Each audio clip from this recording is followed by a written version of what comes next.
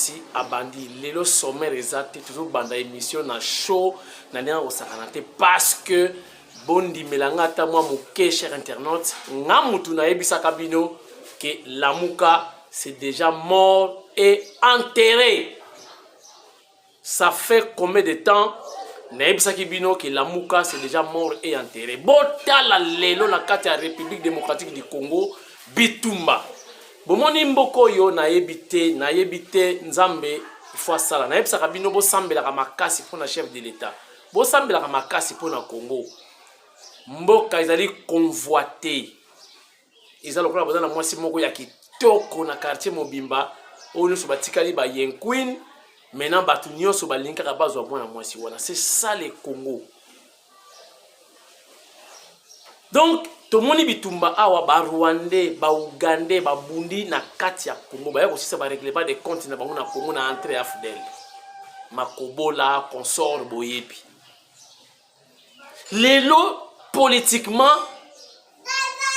donc batu baza ko potana awa Sénégalais na Jif Yuda bazo bunda awa na Congo. Toke mbala moko na Genève to umelate mbala moko na Genève cher internaute bota la ndenge nzambe pe ata ko sala na ndenge na ye makambo eza ko bongwa na malembe ekiri o basala ki likopa cop contre Fachi na Genève. Fachi mwana nzambe atali bonka kabuye ngai ba trahir ngai président na bino ya rassemblement na Kinshasa oyo azalaki ke o communication déclaration politique elinge salama bango tu bato fana limité na lopanga Tshisekedi na lopanga Sphinx bureau ya Fachi ezalaki wana tanga remplacer bureau ya papa na ye. Je voyais souvent le Tundula qui partait comme ça Fachi président l'air bato fo ba kene balembi oka ba ebisi déjà to bongo sa français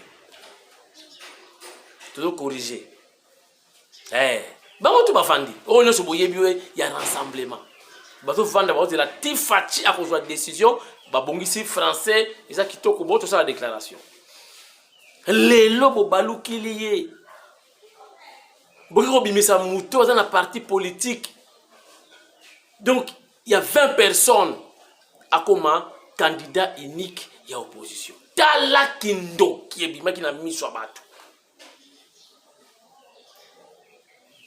et simbité base parce que maloba ya peuple la voix du peuple c'est la voix de Dieu. Peuple a s'exprimer qui bomona qui ba tumbi ba pine ba lobi papa retirer signature na ba ventile salami na Genève.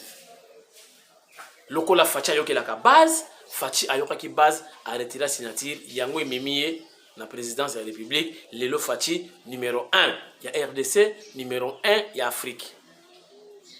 Chers internautes, bakei na ba ventile na bango bakei sikoyo bon ba continuer parce que comment Lamuka muta pesa ke da Fachi so boye bakate kombo ya Lamuka ba kesi ko na organisation na bango ba yokani d'abord balobaki soki candidat na bango wana oyo bango ba chaki wana frère Martin soka bimaka président banga basala 3 ans na présidence mais botala sikoyo azuité ba ke kuna na biloko na bango Lamuka ba yokani pe 3 mois il y a présidence.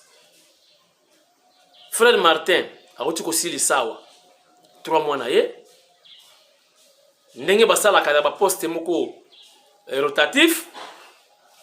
Azui normalement fallait appeler ça bâton et pas ya Katumbaske et Tumbelo. Mais tala mutema mabe ya wara. Mutema mabe ya sénégalais. Alors bien appelé ça Adolo Fino. Adolo. Pourquoi Andimi appelle ça Adolo? C'est parce que ayebi ke Sénégalais comment Jif Yuda Andima ki kokota na union sacrée.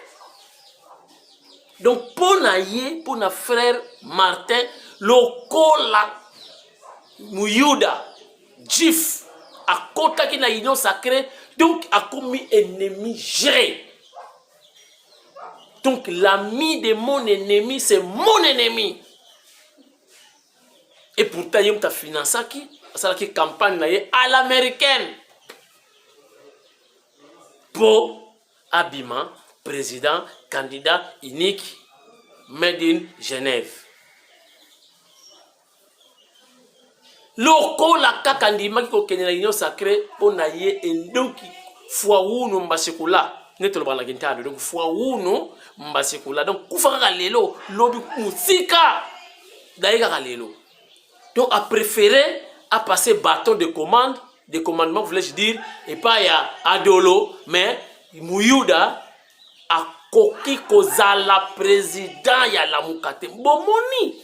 Entre-temps de l'autre côté, yé mon copain Jif Muyuda alobi ngai ndenge nazali awa na kombi pe nanko président nazui bâton ango na sikoy ba komi deux présidents na la muka. Bomoni ndiki na muke panzani. Donc wenge kumbela na wenge tonya tonya. Donc wenge kumbela na wenge tonya tonya. Deux présidents sikoy. Qui dirige qui? Bomon? Tout ça, bah étranger. Wara na Muyuda. Bah ebe sera vidéo kutu ya Muyuda ezali ya Wara. Bon, dodo lukela ngango batinde la ngango. Ba lukela ngango. Oyo ye moko azo yeba kotanga koma père na eti. Vidéo wana mutu mo ala kingango batinde la ngango to chango na tindika tindika. Mais oya Muyuda ye moko alobaki ke papa langa Jif ayaki longo na ba grec ou ba yaki tala la répétition est la mère des sciences. Botala eli susu ngaite na obenge Muyuda ye moko alobi papa langa azalaki Jif ayaki awa bakimaki tango batako exterminer ba Jif et pas Hitler. Nde ayaki nzela ya Maroc titi akomi awa na Congo ayeko bala mwasi alobaki mwasi ya congolaise te malobi abali mwasi ya moindo bato balobi mwasi na zalaki zambienne. Donc keba Muyuda azali ni congolais de père ni congolais de mère. C'est très dangereux. Mais Muyuda azalaki gouverneur nzambe na ngai. Nzambe na ngai. Ba secret nyonso ya mboka ekenda nzambe na ngai. Ah Congo. Tokolonga ndenge nini. À l'époque de Mobutu, la plupart des généraux, bakina ba deuxième femme batuti. Nampimpa les solo na Tutiland. Ba secret ya armée, ba secret ya politique, ba secret ya mboka, ba secret d'état, Tutilandi nasikia. Tutilandi nasikia. Pipa, mobala ke bulo na tongo nika ale. Communication ba côté kuna. Karokuru ba secret tout. Pour gagner guerre ndenge. Boyoka ye moko muto alobaki nazongisi vidéo oyo ya frère Martin kutu mutu mozo tindela nga ba otuni kwa père na ya donc kotanga kwa père na ete. C'est très compliqué mboko. Ba congolais totelema totikeli ba étranger tant trop. Comment nous pesa ba étranger ba occuper ba poste moko très important na mboka oyo pendant que biso ba congolais tozali toza capable de passer ba poste wana. Siko ba secret na biso tout ça ni banda. Tout va changer et tout doit changer. Boyo kalisusu ye moko ndenga lobaki papa ya zana. Et puis makambu ya prêtre wana oya defisa ki mbonga bana commerce ya makayabu. Photo luka prêtre wana. Sango ko pesa mutu $3000. Basango bafuta maate basala kabusala ya nzambe ba prêta serment. $3000 sango azoki wapi apesa ye. Kimtu baina makaya bwa $100 okomela ba million. Wana commerce ndingi nini. Awateka makaya na ba couvent. étudiant avec un millionnaire. Cher internaute, botala les sous vidéo oyo yemoko alobaki ngaite. Regarde.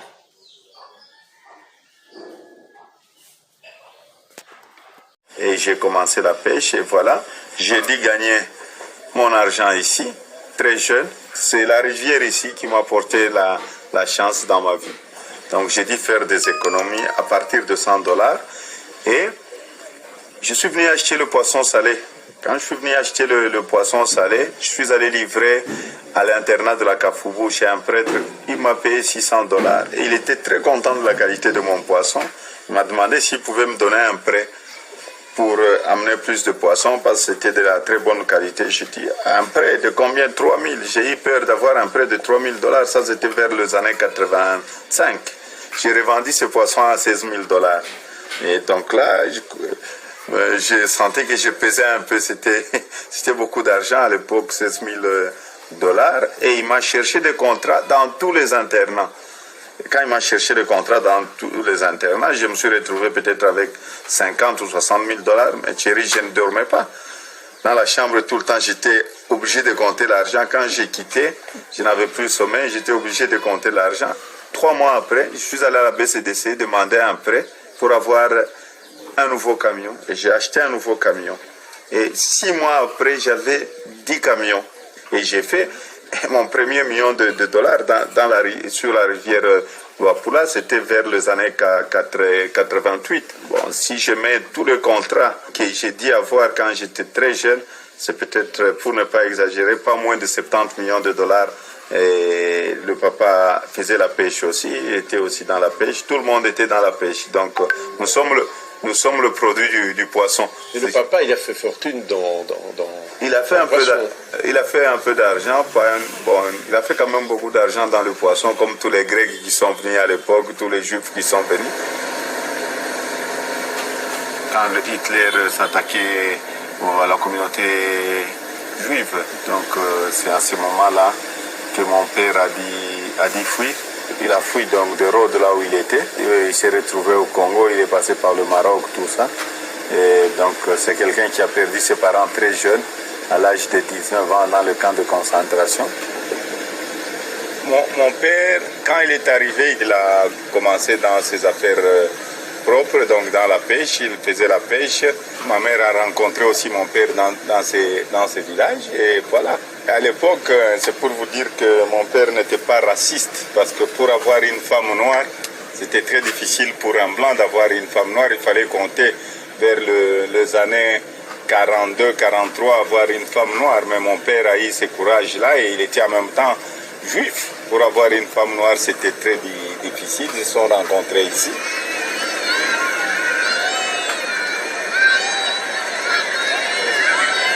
Mon père est décédé, j'avais à peu près 12 ans.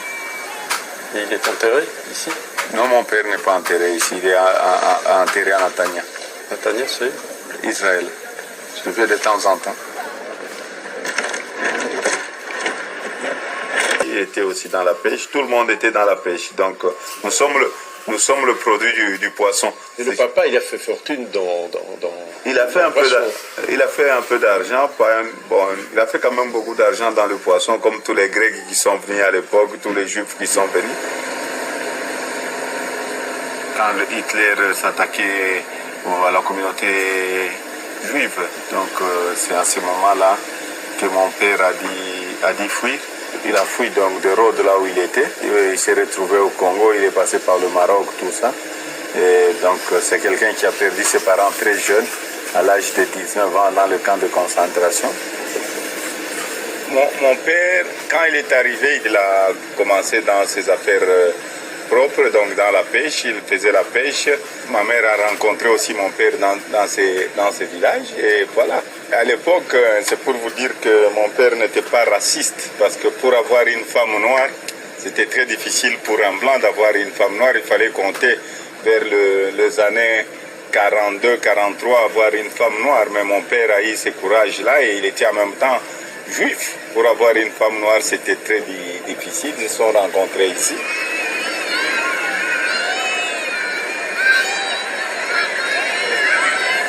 mon père est décédé, j'avais à peu près 12 ans. Et il est enterré ici? Non, mon père n'est pas enterré ici, il est enterré à Netanya. Netanya, c'est Israël. Je vais de temps en temps. Voilà. Tala bango na bango bakomi kondongwana. Eye mabe. Tala bango na bango bakomi kobetana. Eye mabe. Ye mbuta muntu. Keba. Tala makambu yango ebandi sur internet. Boyoki ye moko nenga lobi. Siko no abaki na notre kota na deuxième étape. Deuxième étape, c'est-à-dire candidat nyonso ou alinga la président de la République. Faut te bapi mwasi na ye azali originaire ya wapi. Balali. Basuki. Pour wana pena donc ye moko pe Katumbaske. Donc Merko penza Tutsiland. Munyangora. Donc nya Rwanda. Siko kita côté frère Martin. Samuel Eto'o. Comment voulez-vous battre ya modèle oyo bakoma ba président na mboka si ba secret ya mboka ke basi na bango bakoyoka basi tamba solola kana butu mais c'est fini mboka ekozala lo kiyungulu donc madusu na madusu madofolo tout va changer et tout doit changer boyoki Muyuda oyo atekaka Yesu nani Yuda atekaki Fachi pour appeler ça ndeko na étranger akoma candidat unique il y a rassemblement tala passe en or il a soutenu son frère étranger mais tala ndenge nzamba comme sala na yebisaka bino bopesaka biso pata ba cadeau te bayebaka prophète soki makambo alobaka esalami bible mtolobi ndenge wana nalobaki lamuka c'est mort et enterré ngolo mona ngana osaka ba ventira ah o mutafachi ah o mutayi de pes makamazolo ba wana kapona ko kwesa kaona mususu guerre médiatique bomoni lamuka dinge komi bondimelinga mwandambo des présidents des étrangers de l'autre côté Jean-Pierre Moutapierre alors moi je soutiens Katumbaske. De l'autre côté, yo mutu yebi keda manda na yote adolo ndimi kaka yaka na ngaka di bato wana zongi selanga 3 mois penga pe na zongi selio frère Martin pasi na mawa bango ba violer ba règlement d'ordre intérieur la muka pas de sens na ozela penga sa la déclaration azo mwana ngute mikolo po yipa la kane minzoto bela boye mikolo yo à côté côté mon boy bah on peut refuser mais trop botala ndenge bakomi alors batu ya boye na présidence o et simba qui frère Martin chef de l'état boy ndimi ke 3 ans après atikeli adolo 3 ans bagarre de bandits ozomona égoïsme bazana ngo haine bazana ngo jalousie bazana ngo. Donc, bino bondimi que faire Martin président de la République.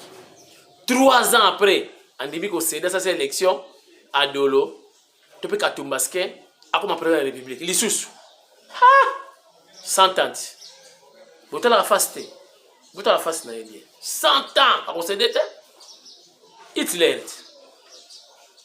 De ce basa l'onzambe kaka yebaki. Gloire à Dieu. Oh, yoshoro bara shikere yondo saka. Tala. Soki e simba kindeto lali. Bolomo na belon.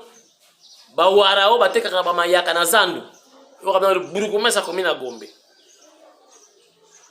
Boya siko batala yo. Inch'Allah. Nzambe merci. Totondi yo botondi ndenge opesa Fachi Béton pouvoir pour pouvoir réussir pas na yo. Tala bato modèle oyo. 3 mois ya pamba ya kopesa kaka présidence ya moi association des politiciens étrangers. Association. 3 mois ya pamba. Bah on est recédé.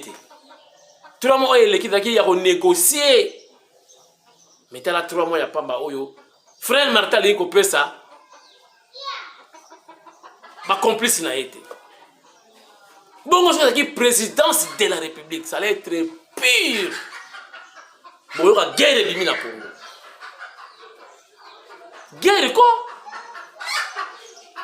Pendant au CDT, présidence, tapis rouge, fanfare, garde républicaine, bonheur, humilité, l'impérium. Cher internaute, en gros CDT. Et on a la gravissime. Mais talakaka 3 mois ya pamba. Il y a 3 mois pesa muninga, 3 mois pesa muninga, ils ont un salaire T, il y a un tapis rouge T, nzimwaka na nzimwaka, olengiti. Na kosuki sa émission ya lelo na lisolo ya spaghetti.